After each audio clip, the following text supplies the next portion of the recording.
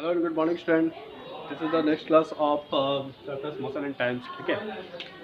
So in previous class we had discussed about the graphical representations of graphs, graphical representations of uniform motions and non-uniform motions. ठीक है.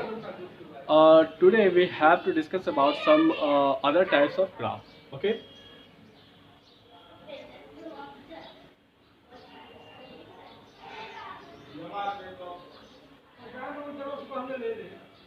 ठीक है.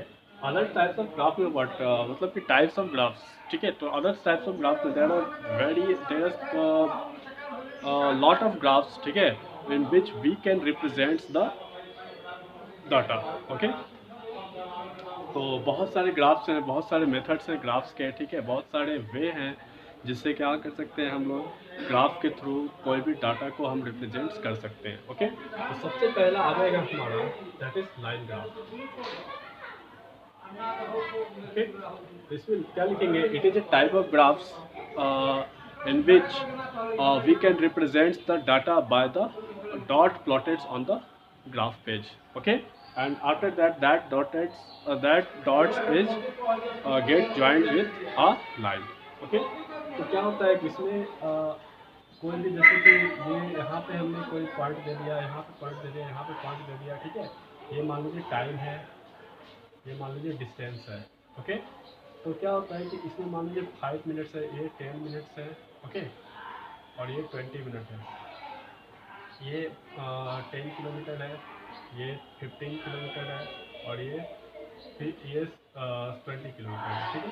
तो इसमें क्या किया हमने, एक यहाँ पे डॉट दिया, एक यहाँ पे डॉट दिया. इस सारे डॉट्स को हम लोग लाइन से मिला दिए. फिर this is the example of line graph. Okay. तो लाइन ग्राफ्स का ये एग्जाम्पल होता है. नेक्स्ट है आपका bar graph. Okay. Bar graphs क्या होता है? It is a type of graphs in which we represents the data by the uses of bar. Okay. In a graph copy. Okay. तो ग्राफ कॉपी में क्या करते हैं कि ये इस डाटा को क्या करते हैं हम लोग बार के थ्रू शो करते हैं. ओके.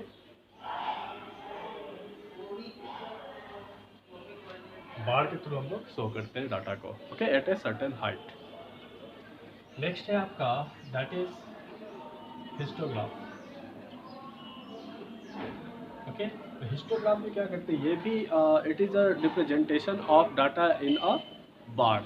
ठीक है. या ये भी क्या होता है कि रिप्रेजेंटेशन ऑफ डाटा होता है. ठीक है.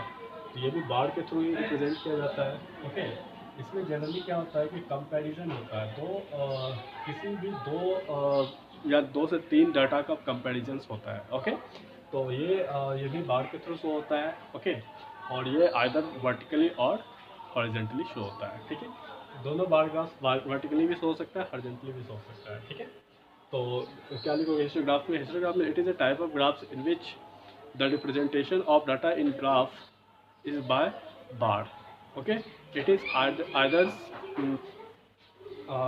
आइदर वर्टिकल्स और हॉरिजेंटल्स.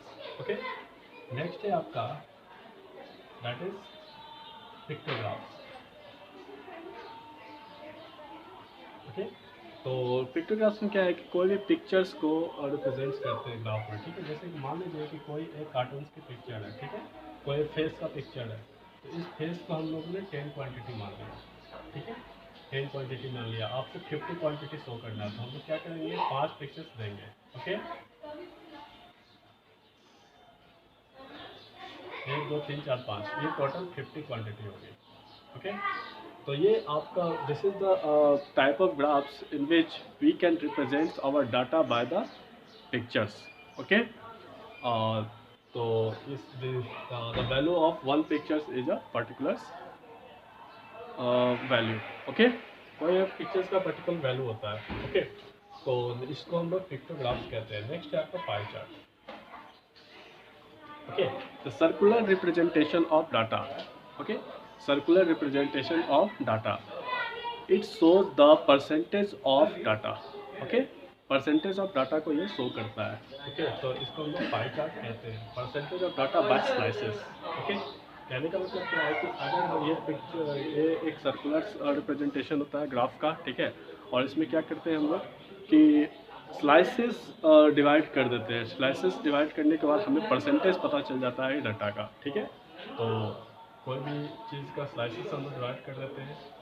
जैसे कि इंडिया में क्रिकेट खेलने वाले इतने परसेंट लोग हैं, फुटबॉल खेलने वाले जैसे कि 50% यहाँ पे हो गया, 40% यहाँ पे हो गया, 20% यहाँ पे हो गया, ठीक है। तो ये सब जो है मिलाकर आपका परसेंटेज बताते हैं किसी भी डाटा का, ओके। तो आई होप कि आपको ग्राफ्स के टाइप्स समझ में आ गए होंगे, ठीक है। और next topic is time, okay. Please pause the video, note down.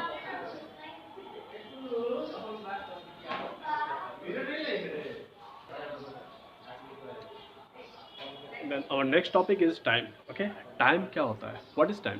तो time is moments in which anything occurs या any incident occurs, ठीक है। time एक क्या होता है, एक ऐसा क्षण होता है, ओके, जिसमें कोई भी इंसिडेंट्स, कोई भी घटना घटित होता है, ओके, उसको हम लोग टाइम कहते हैं, ओके। तो टाइम में क्या लिखोगे, it is a moments in which any incident occurs, okay. तो एक मोमेंट होता है, it is a moment in which any incident occurs, okay. तो उसको हम लोग टाइम कहते हैं। अब the most important topic that is measurements of time, okay. Time का मेजरमेंट कैसे करते हैं, ओके। हमें कैसे पता चलेगा कि अभी सुबह है, ठीक है, फिर 2 घंटे के बाद दोपहर हो जाएगी, ठीक है। तो ये तो बहुत आसान है अब के टाइम में, ठीक है, यानी कि मॉडर्न टाइम्स में it is very simple to measure the time, okay. But ancient times में, प्राचीन समय में क्या होता था, प्राचीन समय में हम टाइम का मेजरमेंट कैसे करते थे, ओके। तो measurement of times in ancient times, ठीक है, एंशियंट टाइम्स, जो पुराने समय में, तो पुराने समय में क्या होता था कि मेजरमेंट ऑफ टाइम्स क्या करते थे, फुल मून और सनराइज को देखकर ही हम लोग करते थे, ओके। यहाँ पे लिखिएगा, in ancient time the measurement of time occurs in occurs by full moon और सनराइज, ठीक है। तो फुल मून और सनराइज को देखकर ही हम लोग क्या करते थे, टाइम का पता करते थे, ठीक है। अगर मान लीजिए कि आज फुल मून नाइट है, ठीक है, फिर नेक्स्ट फुल मून नाइट कब होगा, ठीक है, ये इस ड्यूरेशन को, यानी कि एक फुल मून नाइट से नेक्स्ट फुल मून नाइट्स के ड्यूरेशन को हम लोग 1 मंथ कहते थे, ओके। तो यहाँ पे लिखेगा, the duration of 1 full moon to other full moon is 1 month, okay. ये हमारा होता था एक महीना, ठीक है। तो इससे हमें पता चलता था कि एक महीना हो गया, यानी कि एक पूर्णिमा की रात्रि आज कह सकते हैं, अगर एक पूर्णिमा की रात्रि से दूसरे पूर्णिमा की रात्रि को देखा जाए तो एक महीने का समय होता है वो, ओके। नेक्स्ट है the duration of one sunrise to next sunrise is 1 day, ठीक है।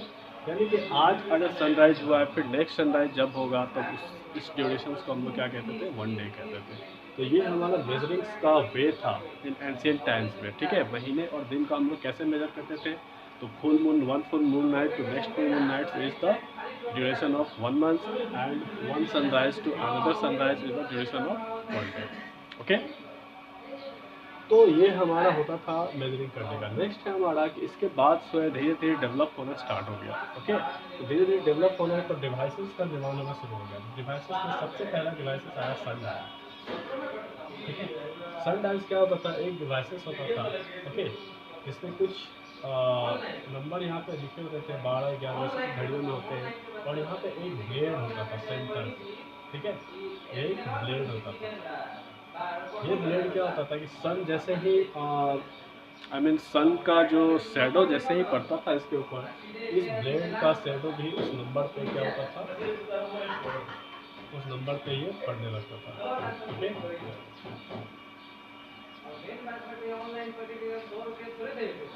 उस नंबर पे ये क्या होता था, इसका शैडो पड़ने लग जाता था। इससे हमें पता चल जाता था कि क्या अभी टाइम हो रहा है, यानी कि अभी कौन सा पहर चल रहा है। ओके, तो this is the measuring of times by first devices. Okay, तो सनडायल्स क्या होता था, सनडायल में क्या लिखोगे, it is a device in which we measure the times by the shadow of sun. Okay, जब शेडो ऑफ सन्स जो है क्या होता था, इसमें फॉल होता था, तो इसका ब्लेड जो है, उसके ब्लेड का शेडो भी क्या होता था, किसी अदर डायरेक्शन, किसी नंबर पे जाकर स्टे हो जाता था। ठीक है, तो इससे हमें क्या पता चलता था कि हम कितना टाइम हो रहा है, हमें ये पता चल जाता था।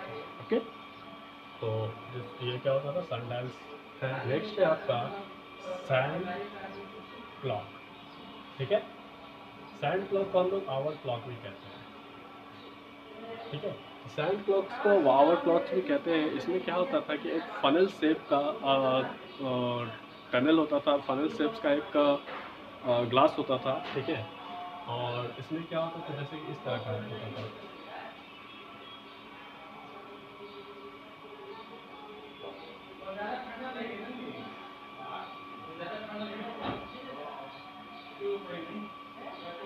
ओके, इसमें फनल शेप का एक ग्लास होता था, और एक अपर वाले फनल्स में क्या होता था, सैंड होता था। ओके, तो अपर वाले फनल में सैंड होता था, तो ये सैंड क्या होता था कि धीरे धीरे क्या होता था, स्लोली स्लोली नीचे वाले फनल्स में गिरता था।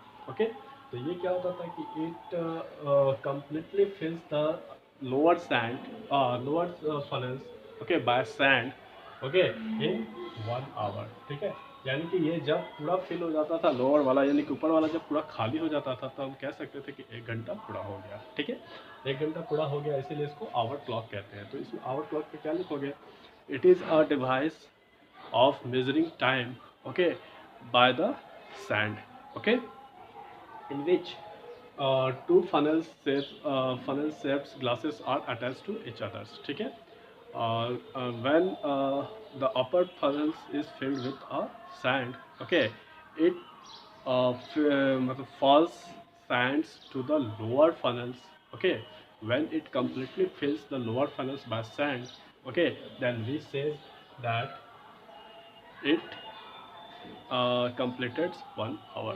ठीक है, that's why it is known as hour clock. Okay, so next is, that is water clock. ठीक है, तो वाटर क्लॉक क्या होता था, वाटर क्लॉक में क्या होता था कि मतलब कि 2 विसल्स होते थे। ओके, 2 विसल्स, मान लीजिए एक विसल्स है, ओके, नीचे भी एक और विसल्स है। ओके, इस विसल्स में एक टैप लगा दिया जाता था, यहाँ पे वाटर फिल है। ओके, इस टैप पे drop drop drop drop water जो है यहाँ पे आता था। ओके, तो इससे क्या होता था कि ये कम्प्लीटली वाटर जो है ड्रॉप वाइज फिल होता रहता था, फिल होता रहता था, जिससे हम लोग को पहाड़ का पता चलता था। ठीक है, तो वाटर क्लॉक में क्या लिखोगे, it is a types of device in which by which we can measure the times. Okay, in which two vessels, it contains two vessels. Okay, one upper vessels contains water. Okay, which drips the waters into the lower vessels. Okay, by the tap. Okay, so by this way, okay, we can measure the time. Yeah, we could measure the time. Okay, so I hope कि आपको ancient times के measurements के बारे में पता चला होगा। ठीक है, please pause the video and note down. Okay, now we will discuss about the modern times. Okay, modern measuring times, यानी कि अभी के समय में हम लोग कैसे मेजर करते हैं टाइम को। ठीक है, तो अभी के समय में हम लोग जो मेजर करते हैं that is by the periodic motions. Okay, तो पीरियोडिक मोशंस के बारे में हम लोग पढ़ेंगे डिटेल्स में, पीरियोडिक मोशंस में सिंपल पेंडुलम्स का एग्जांपल देखेंगे। Okay, after that's your chapter will finish. Okay, please pause the video, note down.